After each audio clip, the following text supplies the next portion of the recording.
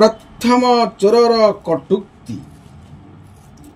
आउ क्रूस उपरे चढ़ा जाइथिबा दुष्कर्मकारी मानक मध्यरु जणे ताहांकु निंदा करी कहिबाको लागिला, तू कौन ख्रीष्ट नहु?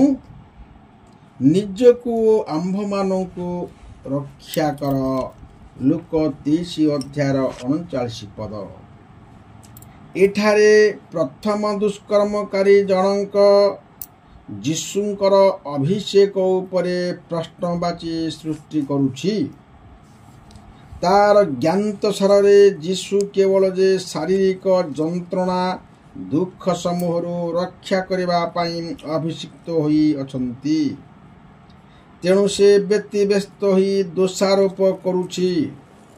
जिहुदीय व्यवस्थानुसारे अभिषेक विभिन्न प्रकारे देखिबाको मिलिथाय, अथच समत अभिषेक समान नुहे बा से सबर कार्यधारा गुड़िक मध्य समान नुहे। एठारे दुष्कर्मकारी जनक कहूछि, तू कौन ख्रीष्ट नहु? आ ख्रीष्ट शब्दर अर्थ हला अभिषिक्त।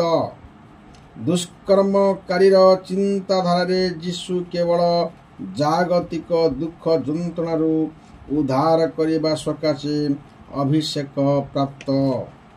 अतएव से निजकु पुणी ताकु रक्षा करिबा पई चाप सृष्टि करुछि।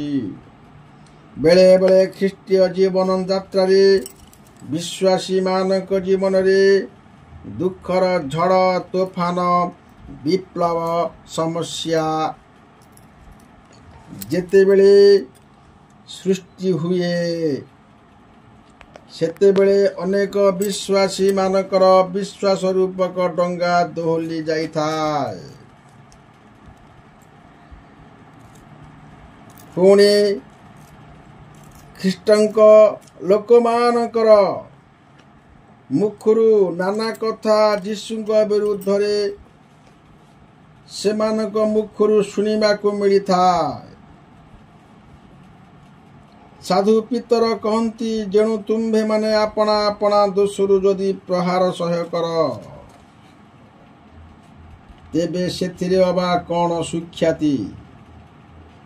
किंतु जदि सत्कर्म करी दुख सह्य कर, तेबे ता ईश्वरक निकटरे प्रशंसार विषय। एथि निमंते ही तुम्भे माने आहूत होइअछ, कारण तुम्भे माने जेपरि ख्रीष्टंकर पद चिन्ह देई गमन कर, सेथिपाई से मध्य तुम्भ मानक निमंते दुख भोग करी तुम्भ मान गोटे आदर्श देखाई दे जाई अछंती। प्रथम पितर 2 अध्याय 20-21 पद। जीशुंक जीवन रे देखिबा को मिली थाए बाध्यता जीवन, आज्ञाबहतार जीवन, विश्वस्त जीवन, धैर्यर जीवन, समर्पित जीवन। जो माने प्रकृत रे ख्रीष्टकंदरिक जीवन जापन काटंती, सेमानक जीवन रे एही जीवन गुड़िकर मानदंड परिप्रकाश हेब। किंतु जो माने स्वार्थकंदिक जीवन जापन काटंती, सेमाने ख्रीष्टंक प्रति संदेह प्रकट करंती, नाना प्रकार कथा कहती, मो दाबी कहीं ख्रीष्ट पूरण करुनाहंती।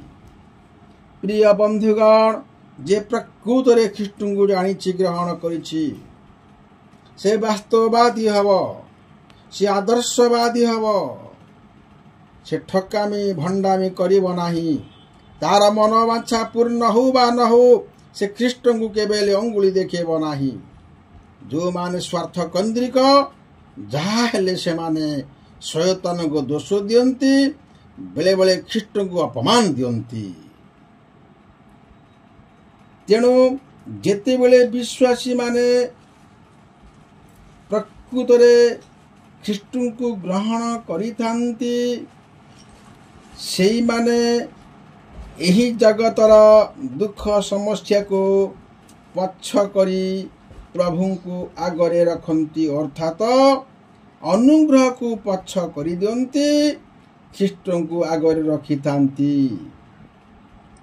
अतएव वर्तमान दुख क्लेश भरा जीवन प्रति चिंतित न होई आगामी गौरवमय जीवन प्रति दूरदृष्टि निक्षेप करी ख्रीष्टଙ୍କ सकाशे बंचिबाकू हेब।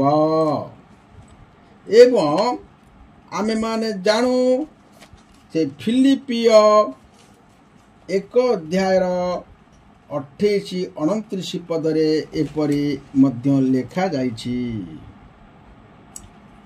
कारण ख्रीष्टଙ୍କ ठारे केवल विश्वास करिबा निमते तुम्भमानकु जे अनुग्रह दत्त होइछि ता नुहे, मात्र तांक सकाशे दुख भोग मध्य करिबा निमते तुम्भमानकु अनुग्रह दत्त होइछि। एपरि लेखा जाए, आशिब दुख निंदा ताड़ना केते ही जीवन रे, धरी धैर्य साहस विश्वास चाल रे आगे चाल रे। विश्वास युद्धे करी प्राणपण धर अनंत जीवन,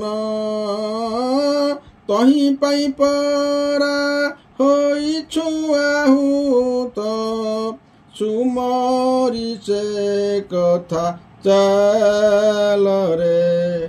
नमस्कार।